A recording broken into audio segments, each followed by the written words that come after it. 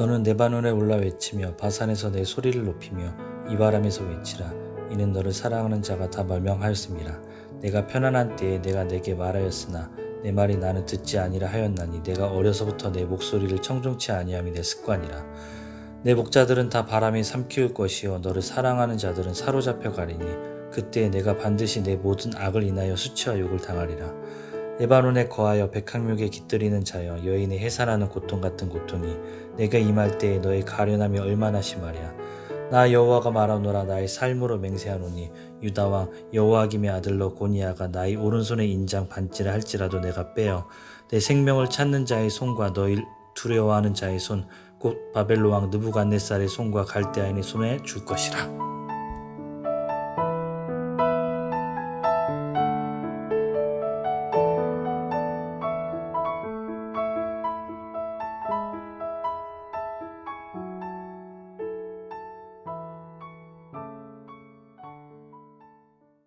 우리 재현 집사님 읽어주신 말씀으로 예레미야 22번째 강의 백향목에 깃들인 왕이라는 제목으로 함께 말씀을 나누겠습니다.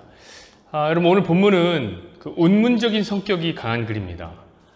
시 같아요. 그냥 시로 읽어도 사실 무방합니다. 너무 멋있지 않나요? 한번 여러분의 책을 한번 보십시오. 성경책을. 너는 레바논에 올라 외치며 바산에서 내 소리를 높이며 아바림에서 외치라. 멋있잖아요, 그죠?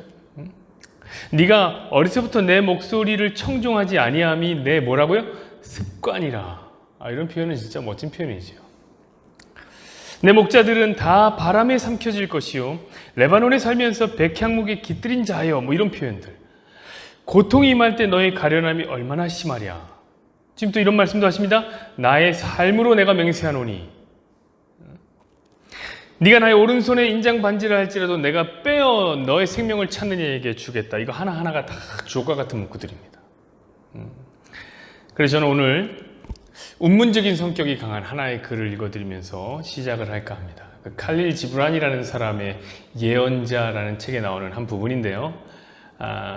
이 의미가 있어요. 왜냐하면 이 칼릴 지브란이라는 사람이 미국인인데 레바논계의 미국인이에요. 레바논계.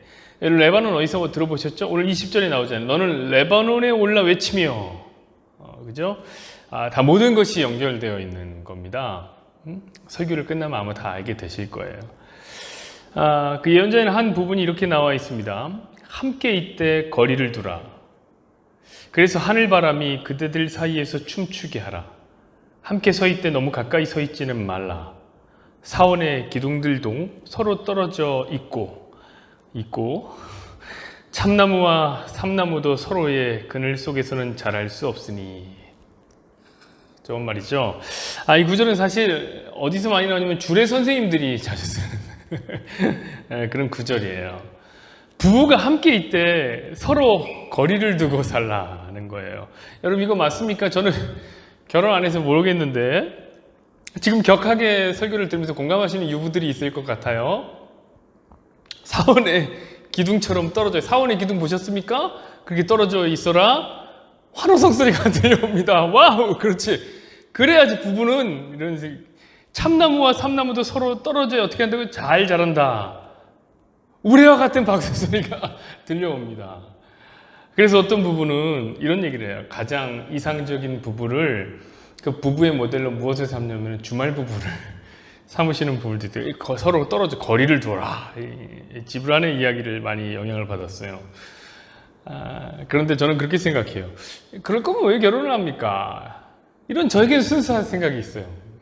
참 결혼이란 게 알다가도 모를 일입니다. 그러나 다만 여러분이 알아야 될 것은 성경이 말하는 결혼은 서로 거리를 두고 떨어지라는 게 아니라 둘이 하나가 되어지라는 거예요. 그건 잊지 마십시오. 그럼 오늘 결혼을 이야기할 건 아니고 집중해야 될 것은 뭐냐면 칼릴 지브란이 말한 삼나무예요. 삼나무. 이 삼나무가 뭐냐면 바로 오늘 본문에 나오는 백향목입니다. 여러분, 백향목은 100가지 향기가 나는, 10,000가지 향기가 나는 그런 나무죠. 향기가 무척이나 좋다고 합니다.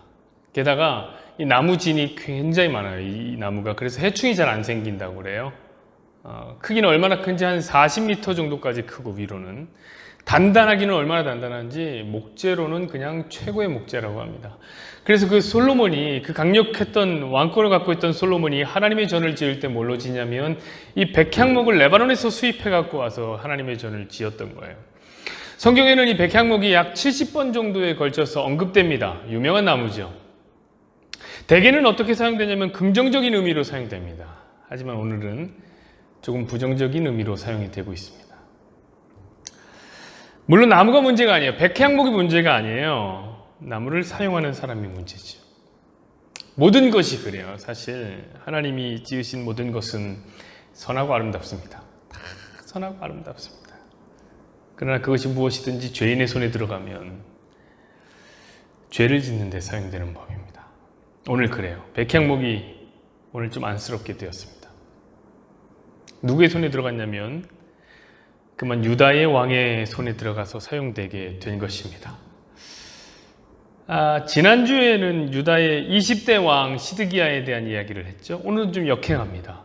오늘 본문은 유다의 17, 18, 19대 왕에 대한 이야기. 17대 왕인 여호아스, 살룸이라는 왕과 18대 왕인 여호야킴과 그리고 19대 왕인 여호야긴, 고니야가 등장하는 거죠. 가만히 보면 셋 다 진짜 어이가 없는 왕입니다. 어이가 없어요. 여러분, 이들은 재임 기간 동안에 무엇을 했느냐? 백향목으로 자기 집만 만들었어요. 그냥 궁궐만 만들었어요. 나라가 어떻게 됐는지 상관없이, 왕이 무엇을 해야 되는지는 관심이 없이 그냥 뭐 했냐면 백향목 궁궐만 만들었어요. 너무 답답했어요. 그래서 이렇게 말씀하십니다. 우리가 읽지 않은 예레미야 22장 14절에서 15절은 이렇게 말씀하십니다. 그가 이르기를 내가 나를 위하여 큰 집과 넓은 다락방을 지으리라 하고 자기를 위하여 창문을 만들고 그것에 백향목으로 입히고 붉은 빛으로 칠하도다. 네가 백향목을 많이 사용하여 왕이 될 수 있겠느냐? 네 아버지가 먹거나 마시지 아니하였으며 정의와 공의를 행하지 아니하였느냐? 그때 그가 형통하였었느니라. 지금 살루만에 대한 이야기인데, 이 살루왕은 어떻게 생각하냐면 백향목을 많이 사용하면 왕이 되는 줄 알았어요. 그런 화려한 나무로 궁궐을 엄청나게 지어놓으면 사람들이 나를 진정한 왕으로 대접하겠지, 이렇게 생각한 겁니다. 그럼 사람들을 데려다 쓰기 시작하는데 누굴 데려다 썼을까요? 자기 백성들을 데려다 쓴 거예요. 그 집을 짓는데. 그럼 돈도 안 줘요. 공의와 정의는 없습니다. 사람 불에, 왜냐? 그가 왕이기 때문이죠. 왕이 힘으로 찍어 누르는 거죠. 백성들은 너무 힘들었어요. 육체적으로도 힘들었지만 거기에다가 또 애굽에게 줄 조공, 바벨론에게 줄 조공도 다 백성들이 감당했어요. 왕이 뭐 했어요? 이놈의 왕들은 그냥 맨날 거대한 나라에게 두들겨 맞고 와갖고는 자기 백성들만 쥐어짜는 겁니다. 계속 쥐어짜요. 그렇게 백성들의 살이 백향목의 나무가 되었고 백성들의 피가 그 위에 칠하게 될 붉은색 페인트가 된 겁니다. 이게 왕이었어요.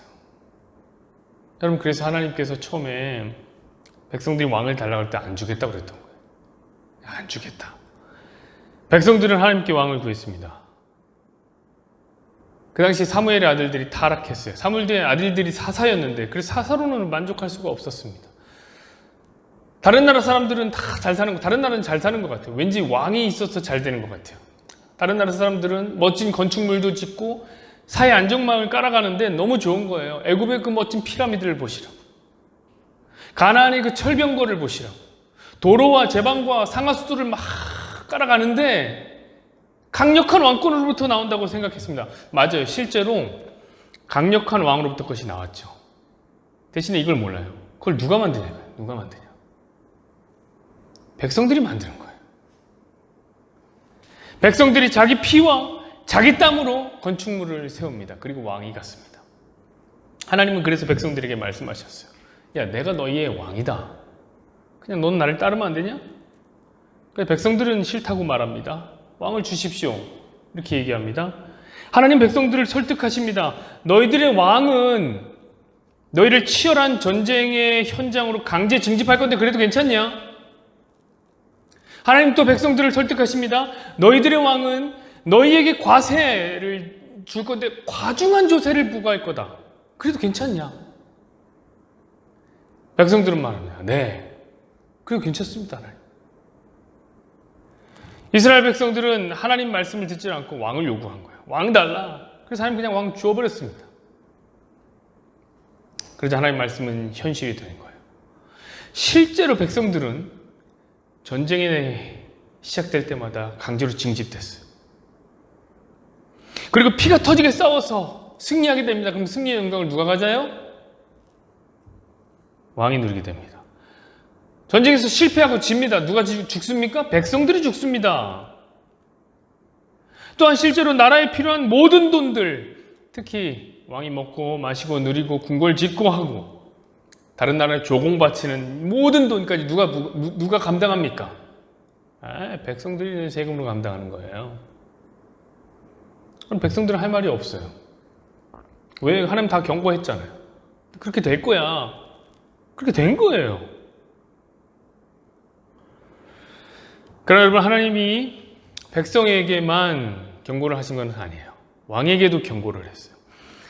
백성들은 하나님의 뜻을 거역하고 왕 달라고 했지만 하나님은 그래도 백성들을 생각했어요. 그래도 왕은 이런 왕을 선택해라. 이렇게 얘기를 하셨습니다. 그게 어디 나오냐면 신명기에 나와요. 17장 14절에서 17절 보세요. 좀 깁니다. 네가 네 하나님 여호와께서 너에게 주시는 땅에 이르러 그 땅을 차지하고 거주할 때 만일 우리도 우리 주위의 모든 민족들 같이 우리의 왕을 세워야겠다는 생각이 나거든. 이거 하지 말라고 그랬는데 그런 생각이 혹시 들거든이에요? 반드시 너의 하나님 여호와께서 택하신 자를 너의 위에 왕으로 세울 것이며 내 위에 왕으로 세우려거든 내 형제 중에서 한 사람을 할 것이요 내 형제가 아닌 타국인을 내 위에 세우지 말 것이며 그는 병마를 많이 두지 말 것이며 병마를 많이 얻으려고 그 백성을 애굽으로 돌아가게 하지 말 것이니 이는 여호와께서 너희에게 이르시기를 너희가 이후에는 그 길로 다시 돌아가지 말 것이라 하셨음이며 그에게 아내를 많이 두어 그의 마음을 미혹되게 하지 말 것이며 자기를 위하여 은금을 많이 쌓지 말 것이니라. 이렇게 말씀하셨습니다. 여러분, 하나님은 인간을 참 잘하십니다. 왕이 되고자 하는 인간이 도대체 무엇을 욕망하고 계신지 하나님 꿰뚫어 보고 계세요. 하나님은 이렇게 말씀하십니다. 왕이 되고자 하느냐? 그렇다면 너는 병마를 많이 두지 마라. 이것은 굉장히 개혁적인 이야기예요. 왕이 말을 많이 두지 말라니. 이건 뭔 말이냐면 힘으로 전쟁하지 말라는 거예요. 고대 사회는 말이라는 것이 전쟁의 가장 큰 힘이었습니다. 말 없으면 져요. 말이 많아야 이겨요. 하나님 말 많이 갖지 말라. 이 말은 뭐냐면 전쟁은 너희의 손에 달리는 게 아니야. 하나님에게 손에 달려있는 거야. 전쟁은 힘으로 하는 게 아니야. 그러니까 병력을 많이 모으지 말고 무기를 다양하게 생산하지도 말고 전략을 다양하게 짤 필요도 없다. 이런 말씀하시는 거예요. 말 많이 두지 말라는 말이 말만 많이 두지 말라는 게 아니라 하나님 또한 왕에게 뭐라고 얘기하면 너는 아내를 많이 두지 말라 이렇게 말씀하시죠. 이건 역시 힘의 이야기죠. 여러분, 남자에게 여자가 힘이 된다면 여러분은 어떻게 생각하시겠습니까? 여자가 남자에게 힘을 준다는 게 아니라 여자라는 존재가 남자의 힘이 된다니까요. 그럼 어떤 분들은 이렇게 얘기해요. 아이고 그게 무슨 시대착오적인 이야기입니까 목사님? 그건 잘못된 생각이에요. 이렇게 얘기하시는 분들이 있을 거예요. 여자가 어떻게 남자의 힘입니까? 여자도 동등한 존재라고요. 이렇게 말씀하시는 분들이 그렇습니다. 여러분, 저도 그렇게 생각합니다. 그건 굉장히 잘못된 생각이에요. 저도 한 페미니즘입니다. 정말 잘못된 생각이에요. 사랑하는 사람을 어떻게 자기 힘을 위한 도구로 쓴단 말입니까? 그거는 정말 나쁜 놈들입니다. 그러나 여러분, 우리 욕망이라는 것은요, 선악이라고는 이 지적인 판단으로 쉽게 바뀌는 게 아닙니다. 요거를 잘 아셔야 돼요, 여러분. 가슴은 머리로 잘 안 바뀌어요. 여러분 지나가는 한번 남녀를 한번 보십시오. 남자 여자가 싹 지나갑니다. 남자 되게 못생겼는데 여자 되게 예쁩니다. 꼭 연예인같이 예쁩니다. 우린 단번에 무슨 생각을 합니까? 아, 저 남자 내면에 뭔가 있어. 내면에 뜨거운 게 있나 보다. 여러분 이런 생각합니까? 그런 생각 안 해요. 여러분 선하게 판단과 상관없어요. 우리 그건 잘못됐다 잘됐다를 상관없이 우리는 단번에 무슨 생각이 드냐면 저 남자 돈이 많은가 봐. 이렇게 생각해요. 저 남자 뭔가 뭐 사회적 지위가 있나? 이런 생각을 한단 말이에요. 여러분 이 말은 뭐냐면 오늘날도 여성의 인권이 이렇게 신장된 오늘날도 여자가 남자의 힘이 되고 있음을 보여주고 있으면 단적인 예란 말이에요. 이 의식이 못 따라간다. 욕망을 못 따라간다. 못 바꾼다. 왜냐면 고대 사회는 어떨까요? 더할 나위 없이 여자는 남자의 힘이었어요. 얼마나 예쁜 여자를 많이 아내로 두고 있는 이게 남자의 힘이었다고요. 그래서 왕들은 아내를 정말 많이 뒀습니다. 강력한 왕이었던 솔로몬은 아내를 1000명 뒀다고. 1000명. 1000명이면 3년 동안 하루에 한 명씩 돌아가 1000명 뒀다. 근데 아내를 많이 두면 어떻게 된다고 합니까? 오늘 본문에 보면 신명기에 보면 이렇게 나와 있죠. 마음을 미혹하게 한다. 이게 맞는 것 같아요. 진짜. 한 명도 힘든데 이렇게 많이 두면 당연히 마음이 미혹되죠. 여러분 여자는 남자보다 한 수 위입니다. 늘 그런 생각이 들어요. 섬세하고 뭔가 분위기를 읽는데 남자보다 훨씬 뛰어납니다. 남자들은 분위기를 잘 못 읽어요. 어제 주성이가 우리 집에 왔는데 내가 빨리 가라고 지금 분위기를 못 읽어요. 주성이는. 남자가 여자를 힘으로 삼을 수 있으나 저는 그렇게 생각합니다. 여자는 남자를 반드시 변화시킨다. 이게 더 센 거죠. 변화시키는 게 더 세요. 이것이 바로 미혹시킨다는 말이에요. 여러분 이방신을 섬기는 여자를 만나면 어떻게 될까요? 여자는 남자를 변화시켜요. 남자는 반드시 이방신을 섬기게 됩니다. 솔로몬이 그랬잖아요. 솔로몬이. 여러분 돈이라는 신을 섬기는 여자를 만나요? 그럼 남자 역시 돈의 영향을 받게 됩니다. 여러분 성공이라는 신을 섬기는 여자를 만나요? 그 남자 역시 성공의 영향을 받게 되어 있습니다. 이것이 바로 힘의 역설입니다. 여러분 힘은 추구하면 추구할수록 그 힘에 의해서 삼켜지게 되어 있는 거예요. 반지의 제왕 보셨잖아요. 반지의 제왕 절대 반지를 생각해 보세요. 그 반지를 손에 쥐는 순간 어떻게 됩니까? 그 절대 반지의 힘에 의해서 인간이 삼켜지는 것을 우리가 보지 않았습니까? 그래서 많이 두지 말라고 한 거예요. 그래 여자가 너의 힘이 된다. 그러나 그 힘이 너를 삼킬 거다 반드시. 어떤 분들은 또 이상한 데 은혜를 받더라고요. 이런 본문을 보면서 이런 생각. 야 이것 보라고 하나님이 많이 두지 말라고 그랬지. 하나님은 일부 다처제를 응원하고 계셔. 그런 생각을 하지 마세요. 예, 진짜 남자들이 못됐습니다. 새벽 기도를 하신 분들은 이 말이 뭔지 알아요. 남자들 진짜 못됐습니다. 하나님 또한 무슨 얘기를 하시냐면 은금을 많이 쌓지 말라고 하십니다. 이건 두말할 것도 없죠. 은금 역시 뭡니까? 자기 힘이잖아요. 돈은 힘입니다. 돈으로 안 되는 게 없어요. 그러니 돈이 힘이죠. 돈은 가지고 있는 사람이 반드시 그 돈으로 해결하고 싶은 마음 들어요. 훨씬 편해요. 돈으로 해결하면 편해요.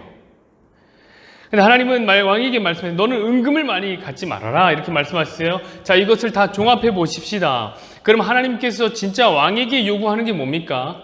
그럼 뭐냐면 너는 힘을 갖지 마라. 힘을 소유하지 말라라는 거예요. 왜냐하면 하나님 나라의 왕은 그 힘이 말도 아니요, 아내도 아니요, 은금도 아니기 때문입니다. 하나님이 그분 스스로가 그분 자체가 힘이 되어야 하는 것이 진짜 하나님 나라의 왕입니다. 다른 것이 왕이 아니라, 다른 것이 힘이 아니라 하나님이 힘되는 나라, 그것이 하나님 나라의 왕인 거예요. 근데 여러분 그럼 문제가 생기지 않겠습니까? 이럴 거면 누가 왕하겠습니까? 그렇지 않나요? 왕은 다 힘 때문에 하는 거예요. 그 힘 얻으려고 하는 거예요. 세상 왕들 한번 생각해 보라고. 역대의 세상 왕들 한번 보세요. 하나님이 하지 말라는 것만 해요. 그렇죠? 심지어 그들은 하나님이 하지 말라는 것이 왕의 길, 왕의 도, 왕의 방법이라고 생각했던 사람들. 세상이 말하는 좋은 왕은 말을 많이 갖고 있어야 돼요. 아내도 많이 갖고 있어야 돼요. 은금을 많이 소유하고 있어야 돼요. 그게 진짜 왕이죠. 생각해보세요. 그런 게 없으면 무슨 그게 왕이에요. 그냥 평민이지. 여러분, 바로 이 부분이에요. 바로 이런 부분. 저는 성도들이 성경을 잘 이해하지 못한다고 생각합니다. 많은 성도들이 이런 부분들을 이해를 못해요. 근데 왜냐면 그 이유 중에서 가장 큰 비중이 뭐냐면 단어의 개념이 세상과 성경이 너무 다르기 때문에 그래요. 단어의 개념이. 바로 이 왕이라는 단어 역시 성경의 개념과 세상의 개념이 완전히 다른 그런 단어 중에 하나입니다. 여러분, 하나님 나라의 왕은 우리가 생각하는 왕과 그 개념이 너무 달라요. 판이하게 달라요. 여러분, 하나님 나라의 왕은 그 백성을 구하기 위해서 인간의 몸을 입고 이 땅에 와야 되는 거예요. 이 말은 뭐냐면 왕이 백성이 되는 거예요. 왕이 백성이 되는 거예요. 그리고 그 백성들을 섬기는데 생각해 보시죠. 아픈 사람들의 그 환부를 만져가면서 치유하십니다. 여러분, 이런 거 할 수 있어요? 같은 백성끼리도 힘들어요. 여러분, 나병에 걸려서 피부가 썩어가고 썩은 내가 진동하는 사람이 곁에 있다고 생각해보세요. 그걸 견딜 수 있어요? 그 곁에 있을 수 있나요?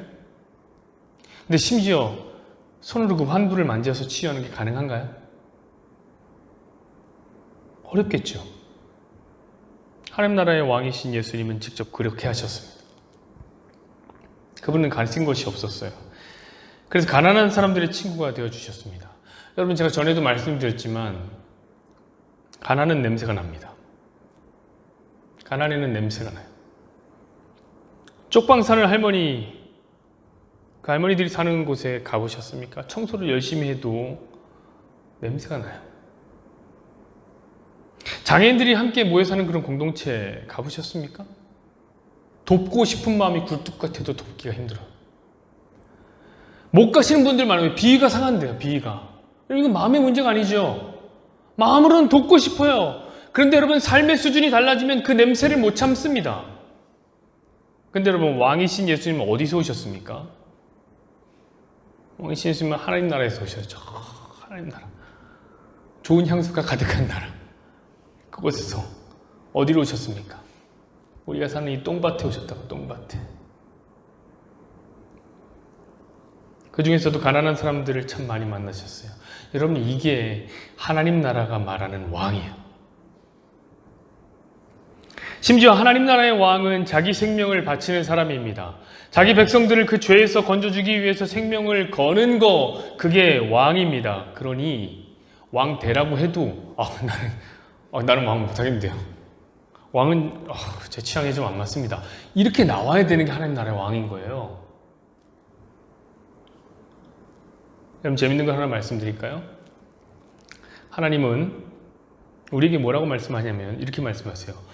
너희는 왕같은 제사장이다. 이 말은 우리가 왕이라는 거예요. 여러분이 왕이에요. 그리고 우리가 하나님 나라 가면 왕처럼 다스릴 것이라고 말씀하고 계십니다. 여러분, 이거 남 일이 아니에요. 여러분, 단어의 뜻을 잘 알고 천국 가셔야 돼요. 안 그러면 저 천국 가서 예수님께 좀 배반감이 들 수도 있어요. 이게 왕이에요? 여러분, 천국은 내가 다스리기 때문에 왕이 되는 나라가 아니라고 했어요. 내가 다스리는 왕이 되는 나라 아니에요. 왜냐하면 다스리는 왕은 해 아래 한 명 있으면 돼요. 하나밖에 없어요. 여러분, 왕이 둘이라는 것은 존립하기가 힘든 개념이에요. 왜냐하면 왕은 힘의 정점, 꼭대기이기 때문에 그 꼭대기 두 명이 앉을 수가 없어요. 천국에서 우리를 왕이라고 부르는 이유는 뭐냐면 모든 사람들이 서로를 섬기기 때문에 그래요. 그러니까 쟤도 나 섬기고 얘도 나 섬기고 저 친구도 나 섬기니까 내가 왕이 되는 나라죠. 근데 나도 섬겨야 돼요, 모두를. 그러니까 모두가 왕일 수 있는 것이 천국입니다. 근데 오늘 유다의 왕들은 그런 하나님 나라의 왕 이거 별로 관심 없었어요. 이거 관심 없죠. 그냥 백향목집만 짓는 거예요. 다른 나라의 왕들처럼. 그래, 저 나라의 왕을, 애굽의 왕을 보니까 백향목으로 집을 엄청나게 지었어. 그 위세와 위엄을 자랑하기 위해서 백향목으로 궁궐만 짓고 있는, 계속 궁궐만. 나도 가만히 있을 수 없다는 거예요. 나도 어디서 꿀릴 수는 없다는 거예요. 계속 백향목으로 집만 짓는 겁니다. 백성들은 죽어가고 피골이 상접하고 바짝 꼴고 있어도 상관없습니다. 백향목집만 있으면 나도 왕이 될 수 있다. 나도 진짜 왕이다. 멋진 왕이 될 수 있다. 이렇게 착각한 것이 유다의 왕들입니다. 자, 하나님은 그렇게 백향목집을 짓고 사는 유다의 왕을 향해서 이렇게 표현하십니다. 23절을 보시죠. 레바논에 살면서 백향목에 깃들이는 자여, 여인이 해산하는 고통 같은 고통이 내게 임할 때에 너의 가련함이 얼마나 심하랴. 여러분, 왕이 레바논에 살았습니까? 아니, 왕은 예루살렘에 살았습니다. 그런데 레바논에서 가져온 그 백향목으로 집을 짓는 왕들에게 뭐라고 하면 너 이 레바논에 사는 자 이렇게 얘기한다. 그리고 너 백향목에 깃들인 자, 이거 마치 새가 둥지에 깃드는 것처럼 너 백향목에 그렇게 숨어 있냐. 여러분, 그 궁궐에선 좋은지 향기가 났겠죠. 백향목으로 지었으니까 향기 났겠죠. 벌레도 꼬이지 않고 거의 난방도 잘 됐을 거예요. 그리고 무엇보다 튼튼하지 않았겠습니까? 어쨌든 사람들은 그렇게 말할지도 모르겠어요. 그곳을 지나가는 사람들마다 와, 저기 유다 왕이 살고 있는데 저기 살면 참 좋겠다. 저기 사람들은 진짜 왕이네. 진짜 부럽다. 그렇게 말할 수도 있을 것 같아요. 그렇습니다. 사람들은 부러워요. 저도 부러워요. 저도 그 잘 사는 집에 가면 그렇게 부럽더라고요. 좋은 집에 사시는 분들 보면 그런 생각이 들어요. 야, 참 편하겠다. 침대 봐. 저런 침대에서 자면 진짜 왕같이 되겠다. 그런 생각이 들어요. 저는 이번에 이사를 하면서 몸살에다 걸렸습니다. 청소를 하는데 몸살에 걸렸어요. 어찌나 더럽던지 그냥 집이 그냥 더러 죽겠어요. 아무리 닦아도 때가 계속 얼룩이 계속 남아있어요. 그래서 이번 주 수요일에 아이들과 만나서 성경 공부를 하는 날인데 몸살이 나서 못 갔습니다. 먼지를 하도 마시고 하도 엎드리고 닦다 보니까 몸이 다 아프더라고요. 그때 그런 생각이 문득 들더라고요. 나도 새 집에 들어갔으면 얼마나 좋았을까. 백향목과 같은 향기가 나는 신축에 들어갔다면 나도 참 폼이 났을 텐데. 여러분, 그러나 오늘의 본문이 그런 생각을 하는 제게 소름 돋는 메시지 하나를 던지고 있는데 그게 뭔지 아십니까? 여인이 그 해산하는 고통같이 고통이 너에게 임할 때 너의 가련함이 얼마나 심하랴. 여러분, 이 고통이 뭘까요? 백향목에 깃들어 있는 왕들에게 하나님이 주시겠다고 말하는 고통이 뭘까요? 여러분, 하나님이 돈 많은 집에 사는 사람들 다 심판하겠다는 얘기예요? 백향목과 같은 집에 사는 사람들 다 고통스럽게 만들겠다 이런 얘기예요? 여러분, 그렇다면 하나님은 공산주의자겠죠. 그런 거 아니에요. 부르주아를 타도하는 그런 거 아니에요. 여러분, 이 여인이 해산하는 고통은 다음에 나옵니다. 어떻게 나오냐면 25절 보세요. 내 생명을 찾는 자의 손과 내가 두려워하는 자의 손, 곧 바벨론의 왕 느부갓네살의 손과 갈대아인의 손에 줄 것이라. 바벨론이 있다는 거예요. 사랑하는 여러분, 힘을 추구하는 자들이 진짜 고통을 느끼는 게 뭔지 아세요? 힘을 추구하는 자들이 진짜 고통스러운 것은 더 큰 힘이 언제나 존재한다는 거예요. 힘의 정점은 늘 하나인데, 최고는 늘 하나인데, 그래서 거기를 바라바다가 올라가고 싶은데 힘의 정점에 있는 사람이 늘 또 있는 거예요. 더 큰 힘을 소유하고 있는 바벨론이 언제나 있는 거예요. 유다의 왕이 백향목으로 힘을 과시하면 뭐합니까? 유다 왕보다 더 큰 힘을 가진 바벨론이 언제든지 존재합니다. 사랑하는 여러분, 그건 우리도 마찬가지예요. 제가 여러분에게 힘을 추구하지 말라라고 하는 말이 그렇다고 거지 되세요.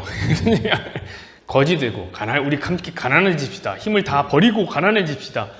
여러분, 제가 가난해지라고 해도 그렇지 않겠지만 제가 가난해지라고 하면 그건 오히려 기독교를 다시 힘의 논리로 끌어들이는 거예요. 이 말을 오해하시면 안 돼요. 제가 전에도 말씀드렸죠. 큰 교회가 문제라고 말하는 사람도 있어요. 거대한 대형교회가, 초대형교회가 문제다라고 말씀하셔요. 그런 사람들이 이렇게 기독교를 숫자의 논리로 보면 안 된다라고 말씀하셔요. 그러면서 그들이 뭘 하는 줄 알아요? 작은 교회 운동을 해요. 여러분, 왜 작은 교회 운동을 하죠? 그건 결국에 숫자의 논리 아닙니까? 기독교는 숫자와 상관이 없어요. 그게 숫자의 논리를 벗어나자는 거예요. 하나님이 큰 교회를 주시면서 큰 교회 하라면 큰 교회 하는 거예요. 작은 교회 주시면서 작은 교회 하라면 작은 교회 하는 거예요. 다만 우리가 인위적으로 큰 교회를 만들려고 노력하지 않아야 되죠. 애써 마케팅하지 않아야 되죠. 성도들도 마찬가지예요. 애써 큰 교회만 찾아가려고 하지 않아야 되죠. 그렇다면 반대로 인위적으로 교회를 작게 만들 필요도 없어요. 그렇게 노력할 필요도 없어요. 그게 힘의 논리, 숫자의 논리를 벗어나자는 거예요. 여러분, 힘과 부의 논리도 마찬가지예요. 어떤 분들은 기독교는 힘의 논리가 아니라고 말해요. 좋은 말이죠. 그러면서 목사가 조금 좋은 옷 입고 가면 교회에서 이상하게 쳐다봅니다. 그래서 오늘 싸구려를 입고 왔습니다. 아니, 목사는 좋은 옷 입으면 안 됩니까? 저는 목사도 좋은 옷 입을 수 있다고 생각해요. 다만 자기가 버는 수준에서 입을 수 있는 좋은 옷이면 되죠. 그와 같습니다, 여러분. 제가 힘의 논리를 벗어나자고 해서 가난을 취할 필요는 없어요. 바보 같은 제시예요. 가난할 필요는 없어요. 하나님께서 우리에게 주신 만큼, 주신 수준만큼 살면 되는 거예요. 그게 자족이라는 거지. 근데 문제는 뭐예요? 여러분, 뭐가 늘 그렇게 아쉬워요? 뭐가 늘 그렇게 부족해요? 뭐가 늘 더 좋은 걸 찾아요? 여러분, 그거 한번 시작하면 그거 평생 해야 돼요. 왜냐하면 언제까지나 여러분보다 더 힘센 바벨론이 늘 존재하기 때문에 그래요. 바벨론은 늘 있어요. 여러분이 백향목집을 짓고 한번 멋있게 사람들을 초대해봐요. 당장은 완전 좋죠. 사람들이 부럽다고 난리나. 어머, 어떻게 이런 집에서 삽니까? 이렇게 하면서 좋아할지 몰라요. 근데 다른 사람은 어떻게 하는지 아세요? 천양목집을 짓고 만양목집을 지어서 초대한단 말이야. 그러면 그 순간 어떻게 되냐면 여러분의 집은 지옥이 돼버려요. 그러니 힘의 논리를 버리시라고. 하나님 나라의 왕이 되시라고. 제가 가만히 보니까 여러분들이 왕이 될 상입니다. 하나님 나라의 왕이 될 상입니다. 축복합니다, 여러분. 이빠이 섬기면서 사세요. 이빠이 내어드리면서 사세요. 말씀 맺죠, 여러분. 하나님 오늘 자기 백성들을 향해서 이렇게 말합니다. 네가 레바논 산에 올라서 함께 외치라. 근데 여러분, 이 레바논이라는 나라에 대해서 좀 아십니까? 이 레바논이라는 나라는 백향목의 나라입니다. 그래서 한번 넘겨줘 보면 알겠지만 이 레바논의 국기를 보면 이 백향목이 그려져 있어요. 그 안에 이렇게 초록색 그게 백향목인데 여러분, 이제 레바논의 국기에서 저는 백향목을 뺄 때가 됐다고 생각합니다. 왜냐하면 레바논에 백향목이 없어요. 이제 없어요. 왜냐하면 저마다 힘을 추구하는 왕들이 서로의 힘을 막 과시하기 위해서 어떻게 벌목을 하도 해가다 보니까 다 잘랐어요. 다 잘랐어. 레바논 백향목이 씨가 말랐습니다. 그래서 여러분, 이 레바논에서 뭘 한 줄 아세요? 백향목 살리기 운동을 합니다. 신의 백향목 숲이라는 게 있는데 이 백향목이 보호되고 있어요. 한번 그림 보여주시죠. 이게 신의 백향목 숲이에요. 진짜 형편없지 않아요? 이게 뭡니까? 아무것도 없어요. 초라한 백향목밖에 없어요. 이것을 보십시오, 여러분. 힘을 추구하는 자들이 만드는 세상은 뭐냐면 자멸이에요, 자멸. 언제까지나 세상의 왕처럼 사실 겁니까? 언제까지나 백향목에 깃들인 왕이 되시려고 하십니까, 여러분? 죄송합니다, 여러분. 그런데 교회가 제일 그래요. 저는 얼마 전에 그 상훈 집사님으로부터 어떤 교회의 건축 소식을 접해 들었습니다. 저는 교회에 안 좋은 소식은 다 상훈 집사님에게 듣습니다. 그 교회는 한국교회 중에 초대교회로서 한국교회 대표성을 지닌 교회입니다. 그런데 그 교회가 요즘에 최근이죠. 교회당을 건축했다는 얘기를 들었어요. 저는 놀랐습니다. 또 하나의 사랑의 교회가 나온 거예요. 한국교회에서.